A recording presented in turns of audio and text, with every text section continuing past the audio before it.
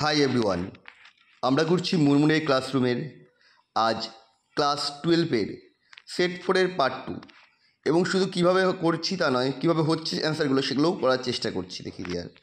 চলো first question থেকে শুরু করি। স্তম্ভ 1 স্তম্ভ 2-এর মধ্যে মিলকরণ ঘটানো। এখানে কতগুলো লবণ দিয়েছে এবং কোন লবণটার কীরকম শিক্ষা পরীক্ষায় সাড়া দেয় সেই হিসাবে আমাদের দিয়েছে। ক্যালসিয়াম হচ্ছে কি, ইটের মতো ক্ষণস্থায়ী লাল, অর্থাৎ অপশান এ। টংস্টেন কী হবে? টংস্টেন হবে ক্রিমসন রেড, অপশান সি। আর বেরিয়াম হবে কচি আপেলের মতো সবুজ, মানে এসিবি হচ্ছে অপশান এ। আমাদের অ্যান্সার হয়ে যাবে অপশান এ। পরের কোশ্চেন।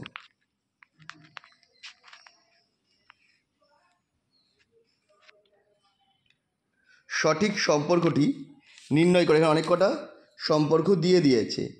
আন্তঃআণবিক হাইড্রোজেন বন্ধন, দ্রাব্যতা, স্ফুটনাঙ্ক এবং উদ্বায়িতার মধ্যে। দেখো, আন্তঃআণবিক হাইড্রোজেন বন্ধন যত বাড়বে তত দ্রাব্যতা এবং স্ফুটনাঙ্ক দুটোই বৃদ্ধি পাবে, কারণ এর জন্য অণুগুলো কম্প্যাক্টেন্স বাড়ার জন্য। কিন্তু উদ্বায়িতা তত হ্রাস পাবে, অর্থাৎ স্ফুটনাঙ্ক বাড়বে, উদ্বায়িতা হ্রাস পাবে, অর্থাৎ হয়েছে এটা অপশান ডি অ্যান্সার আমাদের। চলে যাই পরের কোশ্চেন। নিচের কোনটি অধ্রুবীয় অণু, মানে যার ধ্রুবীয়তা নেই? এটার অ্যান্সার হয়ে যাবে BF3। কেন? এর গঠন হচ্ছে সামতলিক ত্রিভুজাকার, BF3, যাদের মাঝের কোণ হচ্ছে 120 ডিগ্রি করে।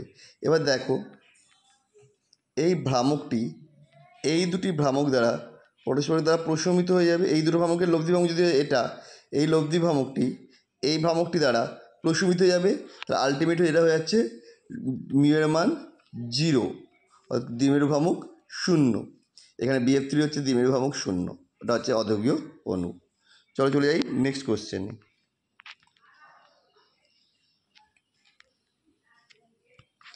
NH4 প্লাস CO3 2- এবং H2S এবং SF6 এগুলোর সংকরায়ন প্রকৃতি কোনটার কি বলতে হবে। দেখো, প্রথমে NH4 প্লাস, এটার সংকরায়ন কী হবে? sp3। CO3 2- এটার কী হয়ে যাবে? sp2। H2S sp3 জলের মতো। আর SF6টা কী হবে? sp3d, sp3d2।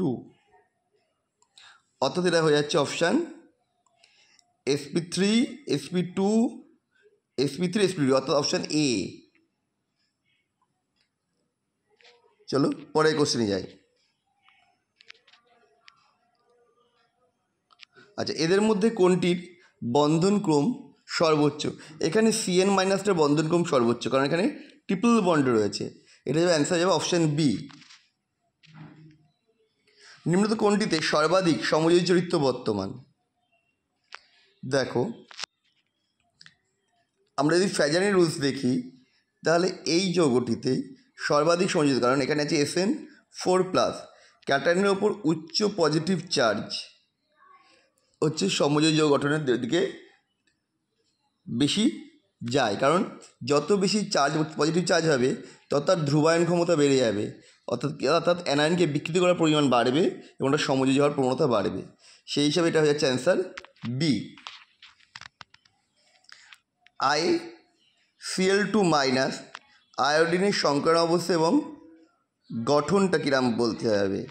দেখো, ICl2- আমি যদি এইচটা বের করি, অর্থাৎ সংকরণের কক্ষক সংখ্যা, সেটা হবে হাফ ইন্টু, তাকে এখানে করেও দিয়েছি, half into V plus x minus V plus a. তাহলে এখানে কত? আই এর হচ্ছে 7 বাইরে একক ইলেকট্রন, যৌগ ইলেকট্রন সংখ্যা। একযোজী পরমাণুর সঙ্গে এক্স হচ্ছে 2, আর অ্যানায়নের চার্জ হচ্ছে 1, -a ছিল, ওখানে +1 হয়ে গেল। তাহলে আলটিমেট যেটা আসছে 7 আর 2 8 9 10, মানে 5 মানে হচ্ছে sp3d, এবং এর গঠন হবে সরলরৈখিক, অর্থাৎ এটা যাচ্ছে অপশান বি। চলো আমরা গঠনটা একটু দেখিয়ে দিই।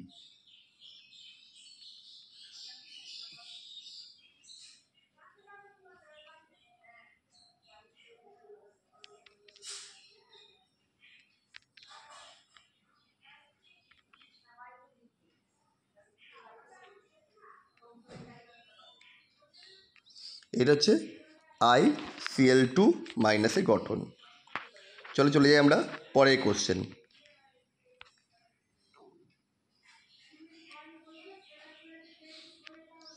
বিভিন্ন ঘনকাকার একক কোষে উপস্থিত কণার সংখ্যা কোনটা?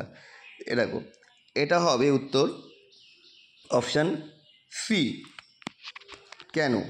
যে সরল ঘনকাকারে হচ্ছে কণার সংখ্যা 1, দেহকেন্দ্রিকে হচ্ছে কণার সংখ্যা 2, আর পৃষ্ঠকেন্দ্রের ক্ষেত্রে 4 জেটের মান। শুধু সেই জন্য এটা হয়ে যাচ্ছে অপশান সি।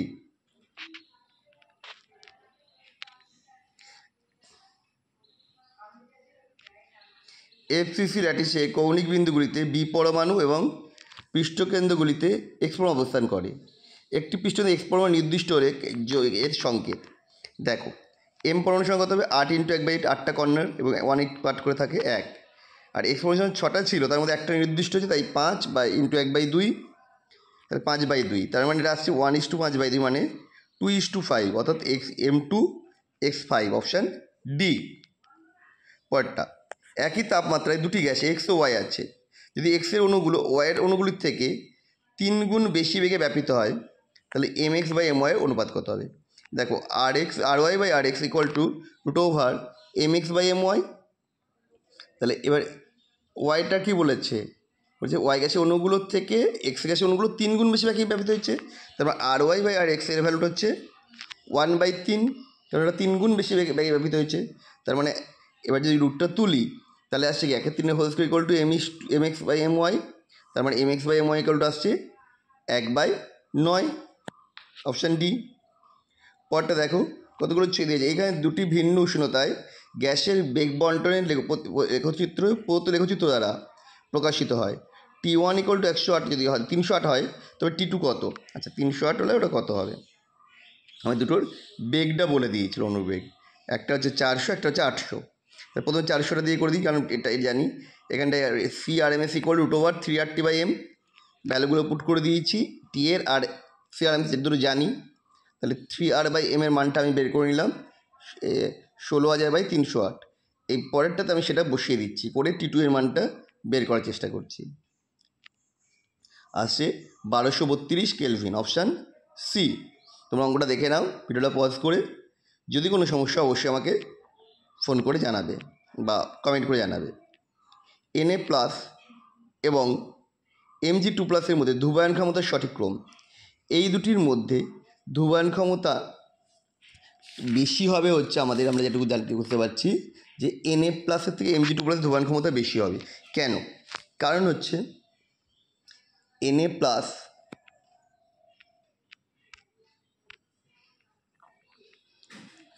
আর Mg2+ দুটোরই ইলেকট্রন সংখ্যা 10 করে, কিন্তু এর পরমাণু ক্রমাঙ্ক 11, এর পরমাণু ক্রমাঙ্ক 12। তাহলে ম্যাগনেসিয়ামের আকারটা ছোট হবে। আকার যত ছোট হবে এবং চার্জ যত বাড়বে, তার ধ্রুবায়ন করার ক্ষমতা তত বাড়বে। সুতরাং Na+ এর থেকে Mg2+ এর ধ্রুবায়ন করার ক্ষমতা বেশি। সুতরাং এটা যাবে আমাদের অপশান বি, Na+ < Mg2+। বোঝা গেল? তাহলে আমাদের ভিডিও তোমাদের কেমন লাগলো অবশ্যই কমেন্ট করে জানাও। এই নতুন রূপে নতুনভাবে যে ভিডিওটা আমরা করছি, এগুলো তোমাদের কেমন লাগছে অবশ্যই জানাবে। আর ভালো লাগলে অবশ্যই লাইক করো, শেয়ার করো। আবার দেখা হবে নেক্সট ভিডিওতে।